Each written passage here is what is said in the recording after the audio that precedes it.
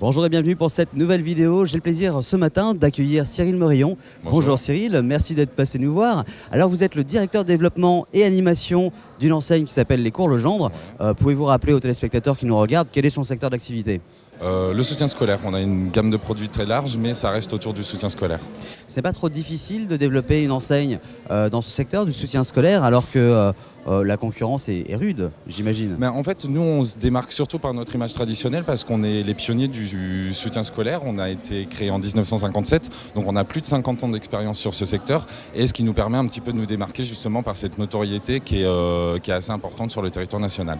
Alors avec une telle expérience, vous développez depuis quelle année en franchise ? Depuis 2010, on est un très très jeune réseau en franchise et on a commencé en octobre 2010. Alors, qu'est-ce qui a fait que justement en 2010 vous vous êtes dit boum, maintenant on passe à la franchise ? Parce que l'avantage c'est pouvoir se développer assez rapidement sur le territoire et aussi de pouvoir mailler un maximum pour être le plus proche des familles possible et pouvoir comprendre les contraintes scolaires au niveau local et avoir une vision plus locale de notre activité. Alors, les Cours Legendre aujourd'hui, c'est combien d'unités en France ? 19, dont y compris le siège parisien qui gère Paris et région parisienne, et on a 19 agences dans les plus grandes villes de France. Avec des perspectives de développement à court moyen terme, si vous pouvez me le dire. Ouais, moi, on a un objectif de 50 agences d'ici 2015. Oui, donc du pain sur la planche, effectivement. Exactement.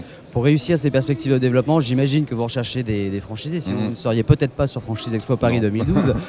Quel est le franchisé typique On n'a pas vraiment de franchisé typique. Ce qu'il faut, c'est que ce soit quelqu'un d'assez entreprenant parce que ce sera son agence, donc il devra vraiment être responsable de son activité.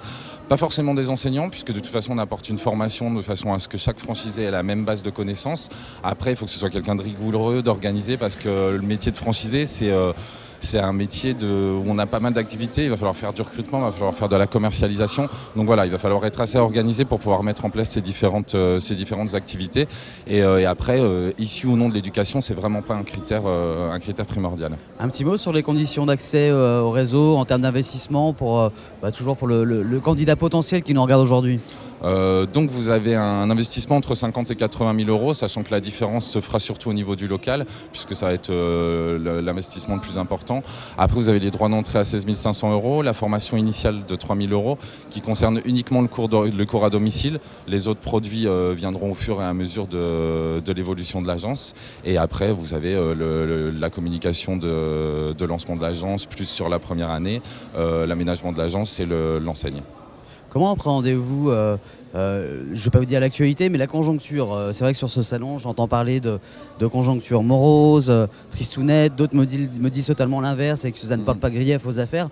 Qu'en pensez-vous? En fait, le soutien scolaire, ça reste quelque chose d'utile et qui apporte un vrai service aux familles.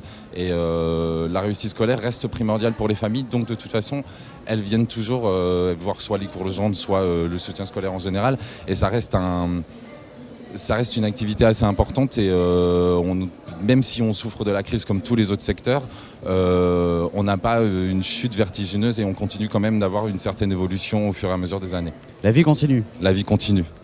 Merci Cyril d'avoir répondu à ces quelques questions. Merci d'avoir pris le temps de venir. Je sais que sur les salons, c'est toujours un petit peu compliqué de quitter son stand. En tout cas, nous vous souhaitons bon courage et bonne réussite dans ces perspectives de développement. Merci beaucoup. Moi, je vous dis à très bientôt pour une nouvelle émission. À bientôt.